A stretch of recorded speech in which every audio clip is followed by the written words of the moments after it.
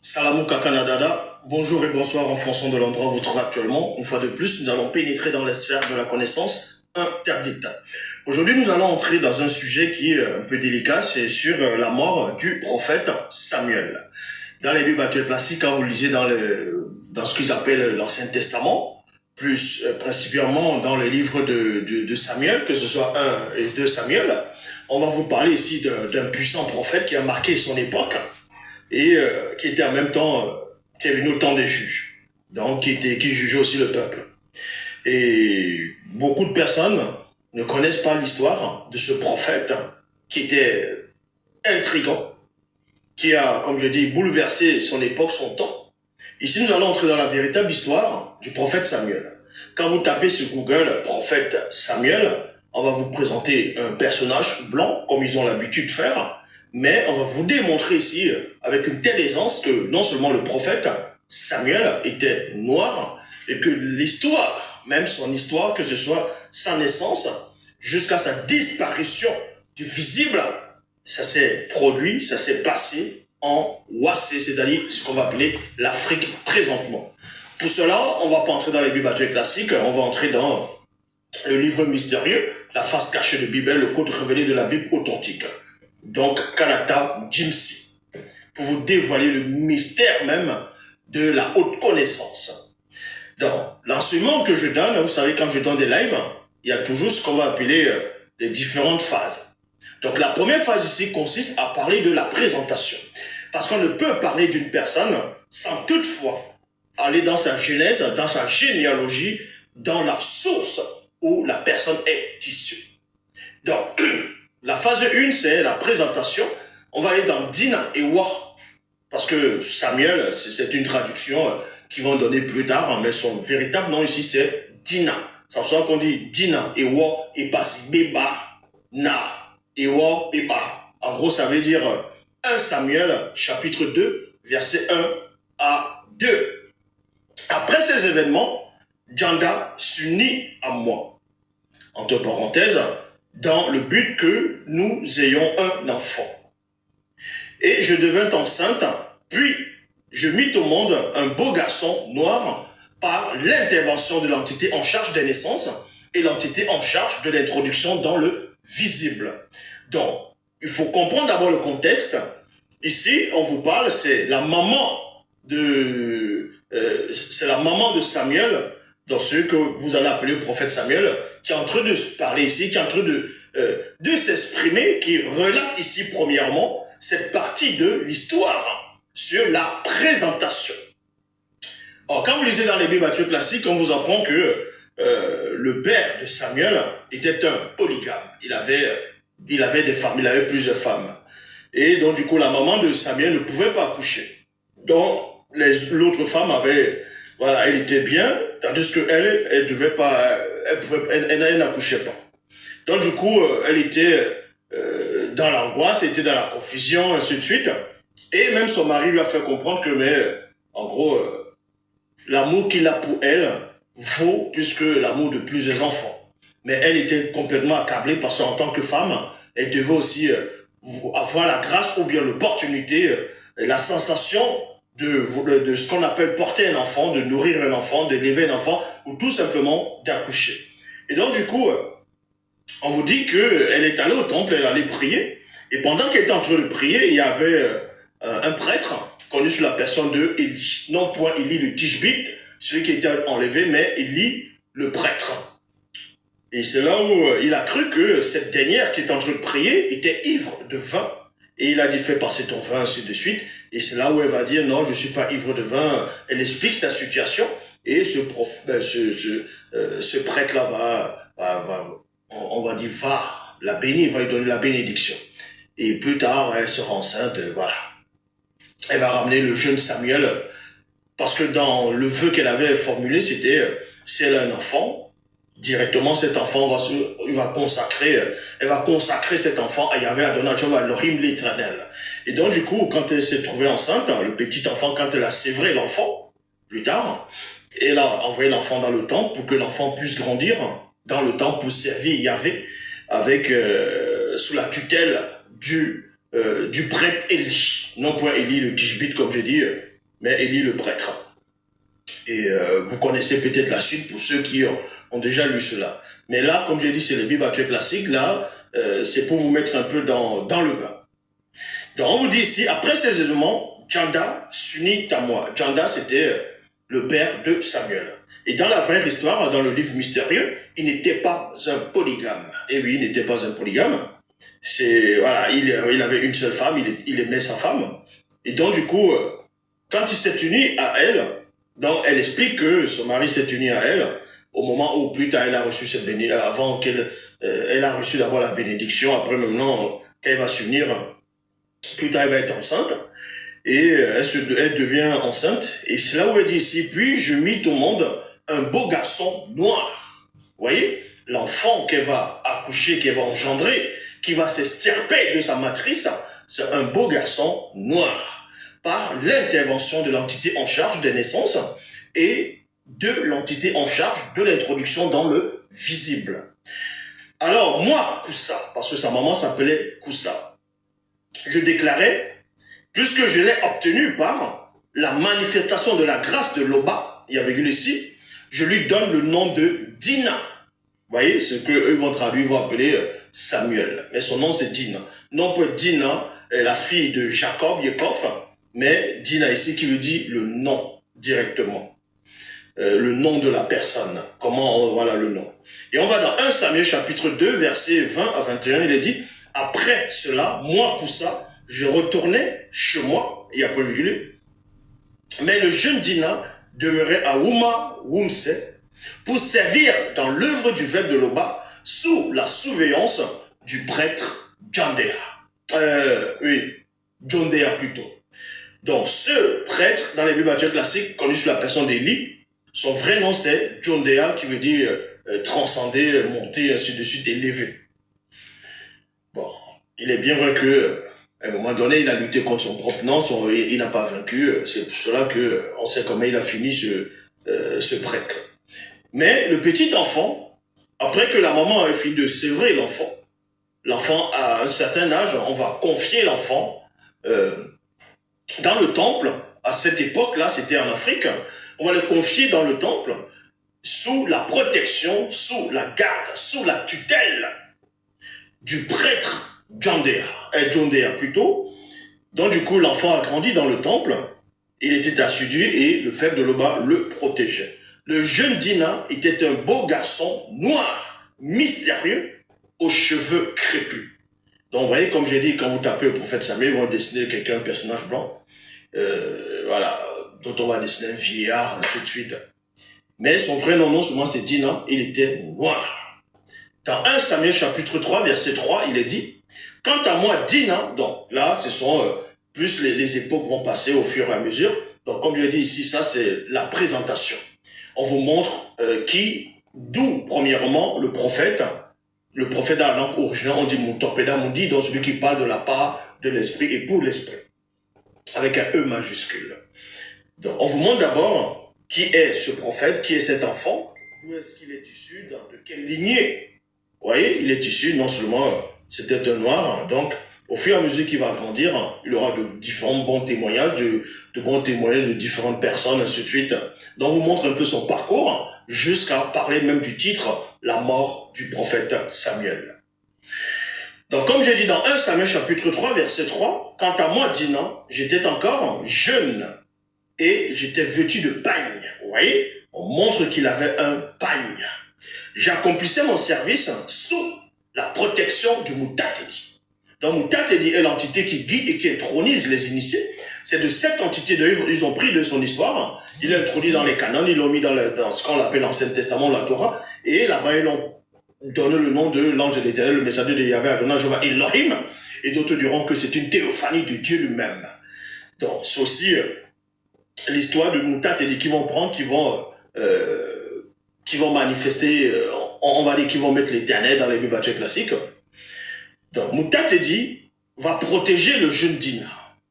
Durant son enfance, tout ça là, il sera constamment avec lui, c'est une sorte d'esprit protecteur. Donc, c'est son guide. C'est quelqu'un qui va l'aider dans son existence. Donc, on vous montre ici Dans 1 Samuel chapitre 4, versets 1 à 3. Là, ici, on va parler de le reste de sa famille. Parce qu'on vous a présenté sa maman, qui était sa maman. On vous a présenté, en tout cas le nom, sa mère, son père était des Noirs.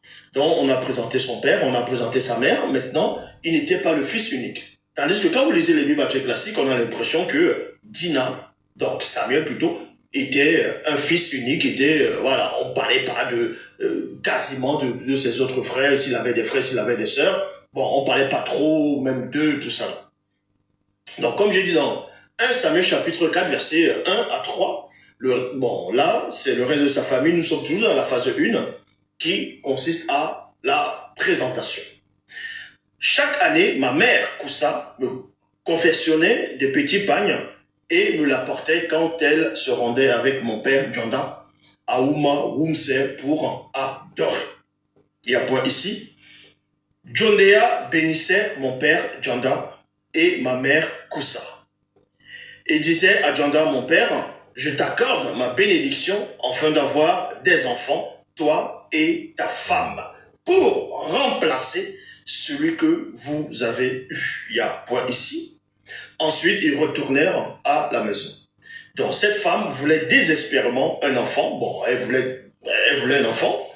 Et donc, du coup, elle a obtenu la grâce. Elle a eu un enfant, mais dans la promesse, elle avait dit, comme je dis au départ, elle avait dit que l'enfant sera consacré pour l'œuvre. Et elle a accompli ses promesses. Vous voyez, elle a honoré sa promesse. Elle a confié l'enfant pour la promesse, pour l'œuvre c'est-à-dire de la parole. Et donc, du coup, Djondéa plutôt a pénétré cela. Il va que, bon, au départ, cette femme voulait quasiment un enfant. Elle était presque dans un état second, tout ça, elle était dans l'amertume, elle voulait complètement un enfant. Et vu que j'ai quand même intervenu, et elle a fait cette promesse. Maintenant, elle se retrouve sans enfant, directement qu'elle va élever jusqu'à ce que l'enfant atteigne la maturité même, c'est-à-dire un adulte, mais en sachant qu'elle a quand même un enfant, mais sauf que l'enfant a été confié. Et c'est là où il va bénir maintenant encore le père et la maman, afin que ceux-ci puissent avoir d'autres enfants, non pas que les enfants qu'on va consacrer pour le temple, maintenant, présentement, mais les enfants qui vont rester avec eux. C'est pour ça qu'il est dit ici, quelques temps après plutôt, ma mère, Koussa, mit au monde 3 fils et 2 filles. 3 fils et 2 filles. Entre parenthèses, mes frères et mes sœurs. Là, c'est Dina qui est en train de s'exprimer. Donc, le prophète que vous avez appelé Samuel avait bel et bien des frères et il avait des sœurs. Donc, il avait ici 3 frères et 2 sœurs. Quant à moi, Dina, je grandissais sous la protection du Moutatedi.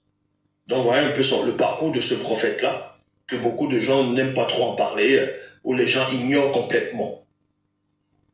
Et ensuite, dans 1 Samuel chapitre 18, versets 1 à 4, ici c'est le bon témoignage. Bon, nous sommes toujours dans la phase 1, mais c'est pour vous montrer son parcours. Bon témoignage parmi les non-initiés, là aussi de bons témoignages parmi les non-initiés.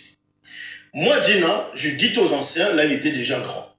Il était déjà, voilà, bien mature. Moi, Dina, je dis aux anciens des non-initiés de Tombanébila, eh bien, il vous a été accordé tout ce que vous avez demandé. Il y a 2 points ici.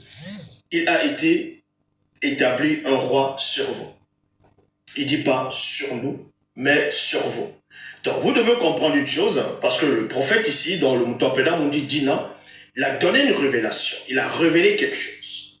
C'est que, à un moment donné, quand il était déjà adulte, le peuple, en tout cas de Tombanébila, parce qu'il n'y avait pas que le Tombanébila, à cette époque, il y avait d'autres différents peuples qui avaient déjà des rois chez eux. Mais ceux-là, spécialement, c'était Moutatedi qui était les guides aussi. Quand il dit aussi, c'est-à-dire qu'il guidait aussi d'autres peuples initiés. Mais eux, ils n'avaient pas de roi, homme, qui régnait sur eux. Ils ont demandé un roi, et ça a déplu fortement à Dina. Ils voulaient non pas un roi, juste pour avoir un roi, ils voulaient un roi parce qu'ils voulaient copier les autres nations, les autres peuples qui Et ne marchaient pas forcément selon le verbe de l'Oba. Et cela, ça a déplu au prophète. Et ben, la décision a été, tiens, on va vous donner ce roi. Ce que vous avez demandé, on va vous donner ce roi. Et ce roi n'était pas le roi du prophète. Vous devez comprendre cela. Ça veut dire que dans l'Afrique ancestrale, quand on plaçait des prophètes, un prophète, non seulement c'est le prophète qui va couronner, qui va venir donner la bénédiction au roi choisi. C'est comme ça que ça se passait en Afrique ancestrale. Donc, quand on choisit, quand on établissait un roi, c'est le spirituel qui décide. Ça peut être Moutatedi, ça peut être une autre entité qui va, toujours est-il, envoyer un Moutapeda Mundi, donc un prophète. Et le prophète va prendre, en fonction de l'époque, ça peut prendre une corne, vous voyez, une corne en fer, une corne, voilà. Tout ça, on va mettre de l'huile, on va consacrer, c'est l'huile connue par les initiés. On va consacrer le roi et on va le présenter à un trône, afin qu'il puisse siéger sur le trône, mais dans l'invisible, on va lui présenter une puissante entité, un trône dont Djopele et Petit, la puissance suprême. Le pouvoir suprême, on va le présenter afin que le roi puisse siéger et être puissant. Donc, et c'est là où Dina, maintenant, il va parler aux anciens non-initiés de Tombanebila. Donc, il y avait beaucoup de non-initiés. Et Dina dit ici aux anciens, des non-initiés de Tombanebila, eh bien, il vous a été accordé tout ce que vous avez demandé. Donc, tout ce qu'ils ont demandé, ils vont demander à travers, par l'intermédiaire de lui, Dina, le Moutopeda Moudi, et on a accordé cela à ces personnes-là. Il a été établi un roi sur vous, c'est pour ça que je dis, et non sur nous.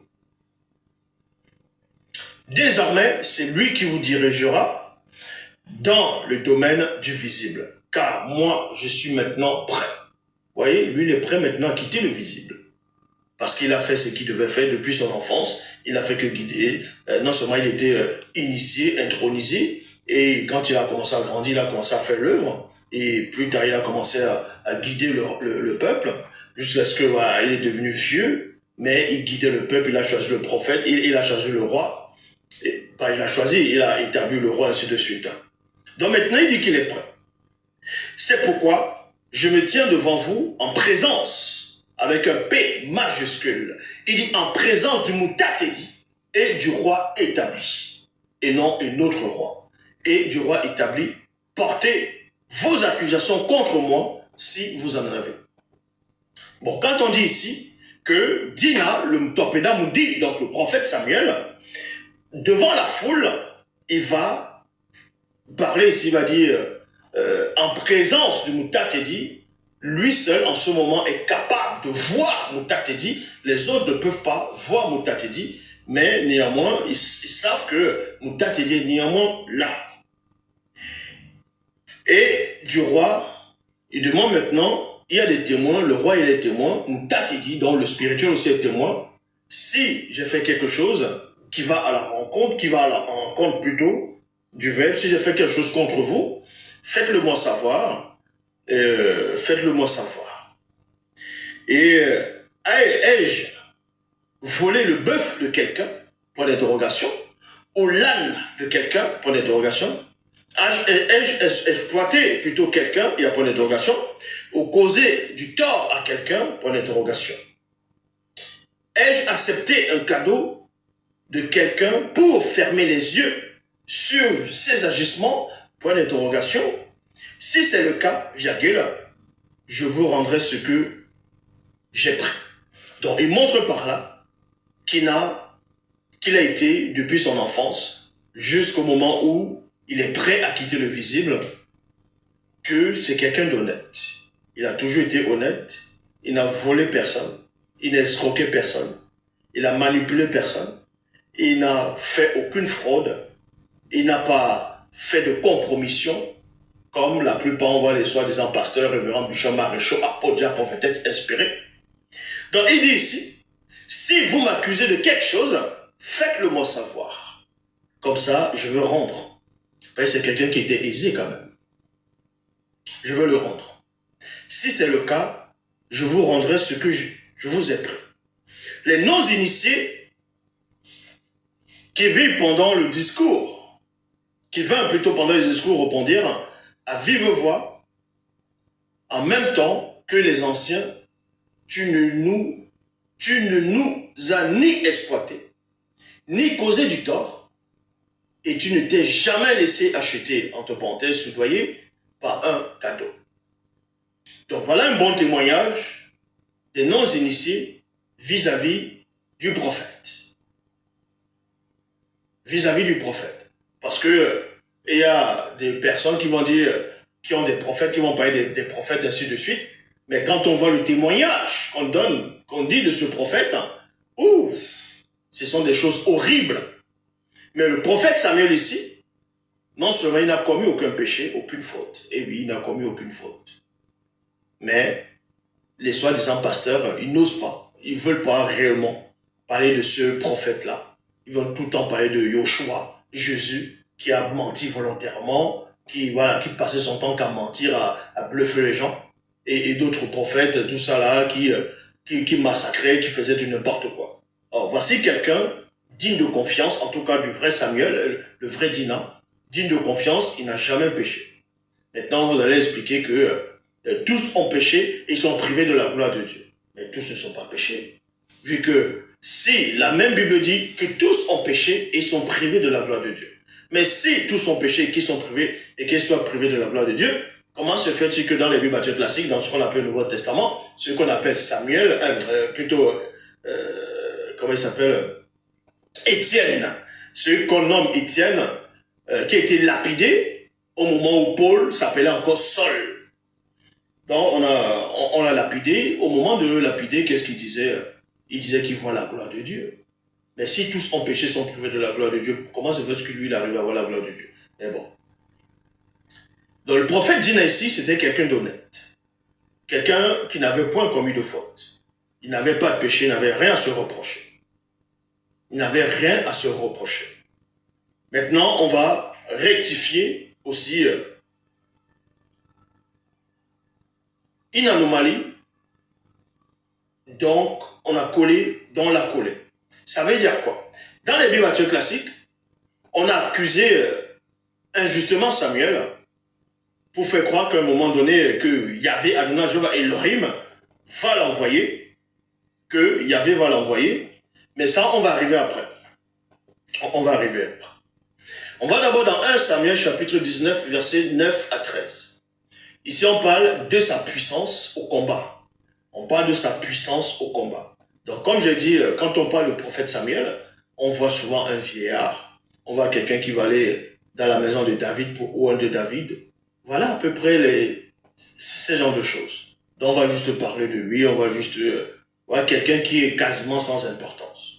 Et pourtant, c'était un puissant guerrier. C'était quelqu'un qui était terriblement puissant. Même Satan lui-même avait confirmé. Satan lui-même confirme que Dina n'était pas n'importe qui. Voilà. Donc, on vous dit ici, dans 1 Samuel chapitre 19, versets 9 à 13, c'est sa puissance au combat. On est toujours dans la phase, ici, là, la présentation, la phase 1. Mais moi, Dina, je dis à Nyongi. Nyongi, c'est celui qu'on va appeler le roi Saül. Il est aussi noir. Je dis à Nyongi, toi et toute ta troupe, restez sur place, car pour délivrer le peuple du monde occulte, Moutatedi n'a point besoin d'une multitude.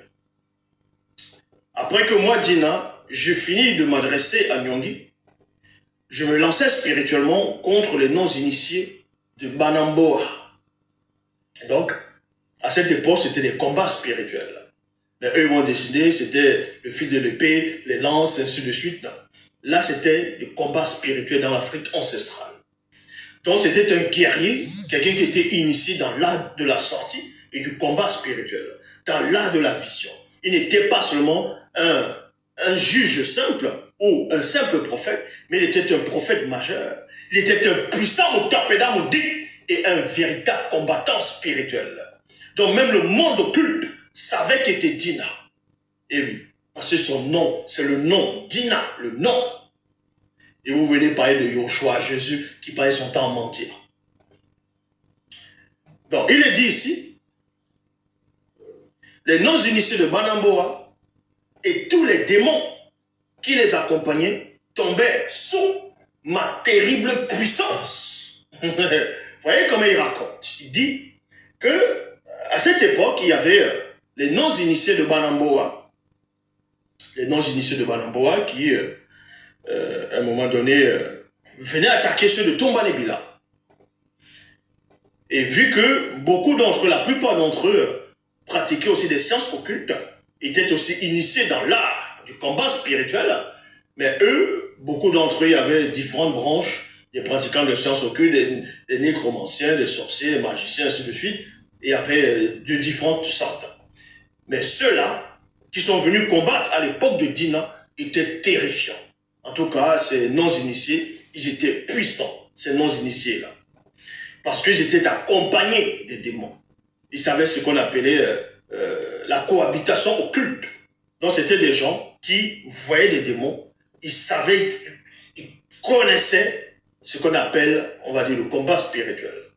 Et Dina raconte ici que les non-initiés de Banamboa et tous les démons qui les accompagnaient tombaient sous ma terrible puissance. C'est ça qu'il précise, hein? Il ne dit pas ma puissance, mais ma terrible puissance, parce qu'il se connaît. Dina savait qui il était.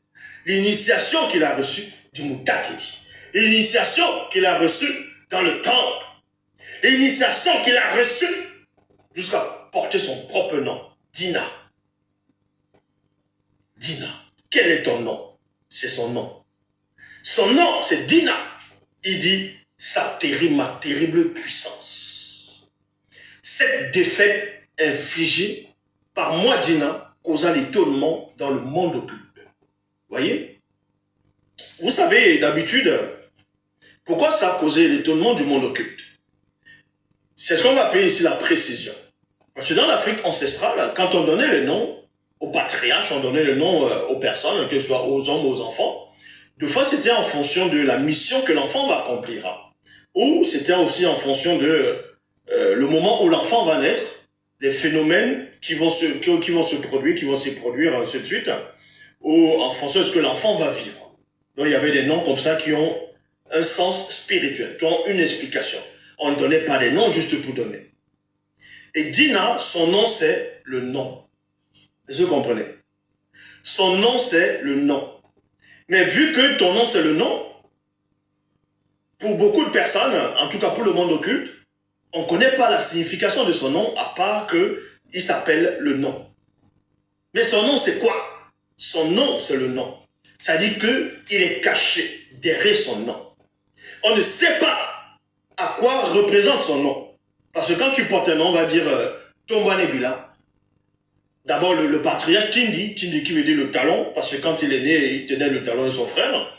Et plus tard, quand il va remporter la victoire, on va l'appeler Tombanébila. C'est son nom, maintenant on va l'appeler Tombanébila.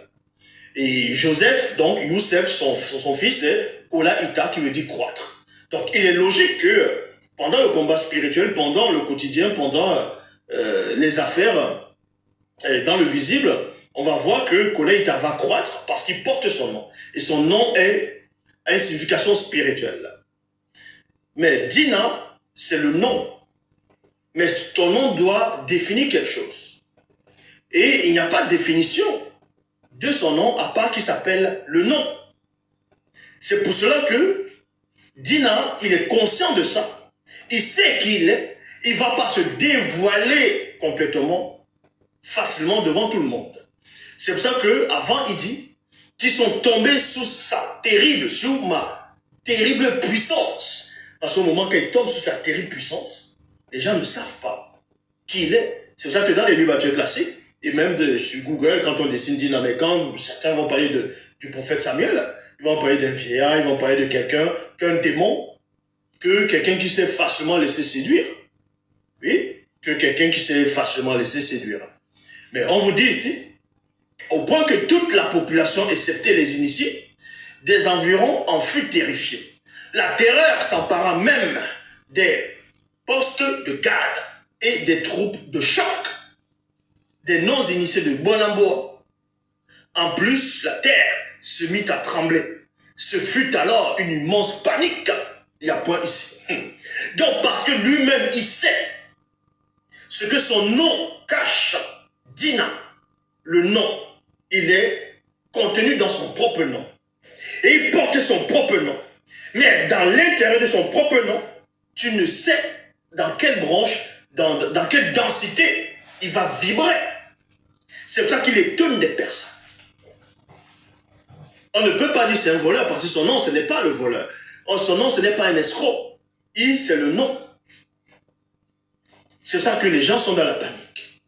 Et comme j'ai dit tantôt au début, tout à l'heure, dans les Bibles classiques, on vous apprend que Yahvé Adonai, Jéhovah Elohim l'Éternel, il va envoyer le prophète Samuel pour aller oindre le nouveau roi choisi, donc, qu'on va appeler David, dont de son vrai nom donc qui était noir. Et là-bas, quand il va arriver, il va voir l'un des frères de David, comme il était grand, beau, tout ça là. Et Samuel va dans les Bibles classiques. Donc du coup, on vous montre par là qu'il n'était pas assisté. Il n'avait pas l'esprit du discernement. Je dis bien dans les Bibles classiques. On vous montre un Samuel qui était dépourvu de l'esprit du discernement parce que quand il a vu l'apparence du frère de David qui était beau, bien formé, tout ça, il dit certainement c'est celui-ci que Dieu a choisi. C'est celui-ci que l'Éternel Yahvé Adonai Jéhovah a choisi. C'est lui qui va être le nouveau roi. Et c'est là où maintenant Dieu va lui parler. Il va dire non, ne regarde pas son apparence. L'homme regarde à ce qui frappe la vue. L'Éternel regarde le cœur, ainsi de suite. Vous voyez? Donc voilà un Samuel qu'on a présenté qui n'a pas d'esprit de discernement. Un puissant guerrier, quelqu'un qui a reçu l'initiation même des entités, quelqu'un qui a reçu, qui n'a point commis de faute, qui n'a point commis de péché, quelqu'un qui avait une puissance dont vous ne pouvez même pas soupçonner. Donc, c'est cette personne, ce genre de personne qui va facilement surgourir, il va facilement juger l'apparence des personnes. Non, on n'accepte pas ça. C'est pour cela qu'on va dans 1 Samuel chapitre 22, versets 1 à 6. Toujours dans la phase 1, il fut assisté, il fut spirituellement assisté. On vous montre par là qu'il était spirituellement assisté. Moutat s'adressa à moi, Dina, et dit, donc dans 2 Samuel chapitre, dans 1 Samuel chapitre 22, verset 1 à 6. Moutat s'adressa à moi, Dina, et dit, t'affligerais-tu encore longtemps au sujet de Nyongi, alors que le verbe de Tété l'a rejeté, et qu'il ne pourrait plus être roi en tombant des Bila, point d'interrogation. Prends de l'huile, entre parenthèses, sacrée d'onction, et mets-toi en route. Je t'envoie ce Béné, à Mboa Breti, car je te dirai qui choisir plutôt parmi les fils comme futur roi de Tombane Bila. Moi, Dina, j'obéis et je me rendis dans Mboa Breti. Les anciens non initiés de la ville, tout inquiets, vinrent au-devant de moi et me demandèrent 2 points. Ta venue annonce-t-elle un malheur ou est-elle de bon augure? Entre parenthèses, oracle, prédiction, point d'interrogation. Donc, quand ils vont voir Dina approcher, les anciens qui étaient là, les anciens de non-initiés, quand ils vont voir Dina approcher, pour eux, ils vont être dans l'inquiétude. Parce que quand un prophète arrive, soit il va annoncer quelque chose, un malheur, soit il va annoncer quelque chose de bien. Mais vu que les non-initiés, les anciens non-initiés ici, donc les anciens des non-initiés, ils étaient assis, paisibles, tentent de discuter, tentent de bavarder, donc pour eux, il n'y avait pas de souci. Et subitement, il voit le prophète arriver, il se dit, oh non, non, ça c'est pas bon, ça c'est pas bon. On montre par là qu'ils n'étaient pas accoutumés à voir facilement le prophète. Donc le prophète vivait à l'écart. Donc quand il vient pour annoncer quelque chose. Il vient pas pour jouer au ballon avec vous. Il vient pas pour manger les beignets avec vous. Et il vient pas pour rigoler juste comme ça avec vous. Il vient pour annoncer quelque chose. Pour déclarer quelque chose. Soit un malheur, soit une bénédiction. Mais vu que eux, ils ne voyaient pas, ces anciens-là ici, ils ne voyaient pas que bon, il y a quelque chose qu'on a besoin d'une bénédiction, forcément, c'est ça qui vient au-devant de lui. Ta venue annonce-t-elle un malheur? Ta venue annonce-t-elle un malheur? Là, ils ont peur. Ils disent, hey, pourquoi t'es là? T'es là pourquoi? Pourquoi t'es là? Pourquoi t'es là? T'es venu là, t'es là pourquoi? Annonce-t-elle le malheur ou est-elle de bon augure? Et, entre parenthèses, oui, les répondis-je. Donc, deuxième question. Sur ma demande, ils préparèrent un grand festin et convièrent Bénin et ses enfants et ses fils. Donc, il les a expliqué ce qu'ils devaient faire ici. Donc, sur sa demande, ils ont convié Bénin, donc le père de ce qu'on va appeler David, donc Tondo. Il va les confier, ils vont faire un grand festin, ils vont convier Bénin et ses fils. Lorsque ceux-ci arrivèrent, moi, Dina, j'aperçus Windépa. Et soudain, un démon religieux de haut rang me fit entendre une voix doucereuse. Deux points. C'est lui que Moutatedi a choisi. C'est lui que Moutatedi a choisi. Nous ne m'entendons Moutatedi a porci, non. Voilà comment on dit. Donc c'est lui que Moutatedi a choisi. Parce que il avait une belle apparence. Il était bien formé, bien sculpté. Comprenez? Donc le démon est venu ici pour qu'il puisse se gourer, afin qu'il ait choisi un roi que le spirituel ne doit pas établir.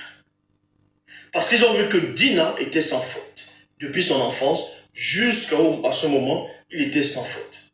Donc il fallait à tout prix une faille. Pour eux, ce n'était pas normal que quelqu'un qui est né après la chute d'une femme puisse être aussi honnête, clair, pur, saint. C'était un saint homme. Donc pour eux, ce n'était pas normal. Donc le démon ici va venir le murmurer une parole doucereuse. Celui-ci, c'est lui que Moutatedi a choisi. Aussitôt le démon me laissa.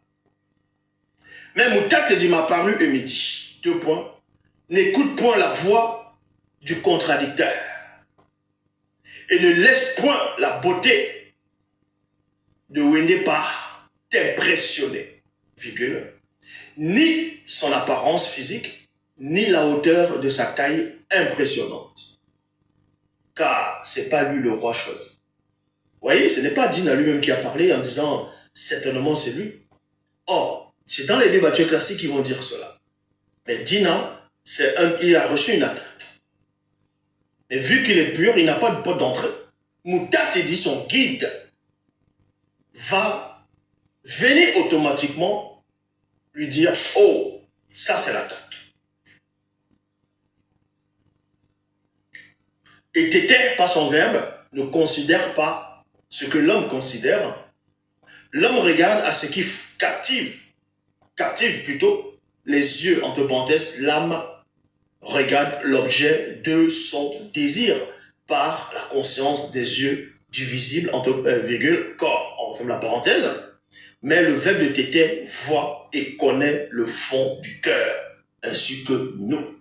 Oui, même les entités du grand ordre de choses savent aussi. Maintenant, on va aller dans la phase 2.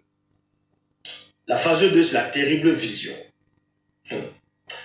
Pourquoi la terrible vision? Avec un V majuscule. Dans 1 Samuel chapitre 28, au verset 1 à 2.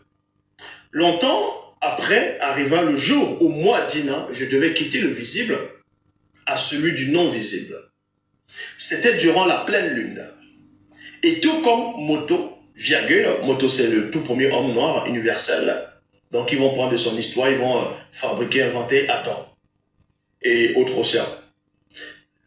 Donc, tout comme Moto, Doubissé, Nabato et Boussi, ainsi que Belonguet, fils de Soué, virgule, il m'a à moi également été permis de connaître, virgule, être témoin, entre parenthèses, vision de ma rupture avant le visible. Ça veut dire quoi ici? La phase 2, c'est la terrible vision. Dina explique qu'avant de quitter le visible, on a permis qu'il puisse voir comment il va quitter le visible. Comment il va quitter le visible. Comment il va quitter le monde de la chair des hommes. Donc, il va relater de là, il va maintenant mettre ça par écrit avant que ça n'ait lieu. Et c'est pour ça qu'il va dire ici qu'il n'est pas la première personne qui a eu cette capacité, qui a eu ce privilège de raconter son récit au moment où il est parti et comment il part avant de quitter le visée. C'est ça qu'il dit, tout comme Moto comme le tout premier homme, avant de quitter le visée, Moto aussi a vu tout ce qui se passait. Tout jusqu'à la fin. Il y a Doumbissé. Doumbissé, c'est celui qu'on va appeler Enoch dans les Bibles classiques. Non point Enoch, le fils de Caïn, mais Enoch qui est enlevé. Mais de son vrai nom, c'est Doumbissé, le dieu noir. Et Doumbissé qui veut dire baptisé, en même temps initié. Dabato aussi a eu cette capacité. Dabato, c'est aussi un puissant prophète majeur, connu dans les Bibles classiques. Ils ont aussi trafiqué son histoire, ils ont introduit dans les canons. Et là-bas, ils ont raconté autre chose. Dabato, c'est ce qu'on va appeler Balaam, le prophète Balaam. Mais son vrai nom, c'est Dabato. Et Boussi, c'est celui qu'on va appeler dans les régions du Tremblay, c'est la personne de Moïse, Moussa Moïse. Ainsi que Belonguet, fils de Soué. Parce qu'il y a eu plusieurs Belonguet, donc il y a eu plusieurs personnes qui ont porté le nom de Belonguet. Mais on précise ici Belonguet, fils de Soué. Belonguet, c'est l'auxiliaire de Boussi. Imatamos également, voilà, permis de connaître. Et Botédi, chapitre 1, verset 450, là on voit comment Moto a vu la scène avant de quitter le visible. Moi, Moto, je pus voir et rédiger notre ascension, ainsi que notre arrivée dans le grand ordre des choses. Ceci avant que celles-ci eurent lieu. Il y a point ici. Donc, Moto et Muto n'ont point connu la mort, ils ont été transfigurés, ils ont changé, ils sont devenus de pur esprit, ils ont été enlevés. Tandis que dans les Bibles classiques, on vous dit qu'Adam est mort à 930 ans. Que Adam est mort à 930 ans. Caïn, on ne vous parle pas de la mort de Caïn, ni la mort d'Ève, dans les Bibles classiques. Or, dans la vraie histoire, le premier homme et la première femme n'ont point connu la mort. Donc, Doumbissé chapitre 1, verset 1081, dit Mangane et Biedi me permirent de voir et de rédiger mon ascension avant que celle-ci n'eût lieu. Et à point. Maintenant, on va dans la phase 3. La phase 3, c'est la disparition de Dina. 1 Samuel chapitre 28, verset 3 à 7. Moi, Dina, j'étais allongé sur mon lit. Étant très avancé en âge, selon le visible, soudain, je vis l'apparition de plusieurs entités du grand ordre des choses venir vers moi, et une des entités me dit 2 points. Donc, il était déjà bien avancé en âge, déjà bien vieux, et il était couché sur, il était bien avancé, il était couché sur son lit. Et donc, du coup, il reçoit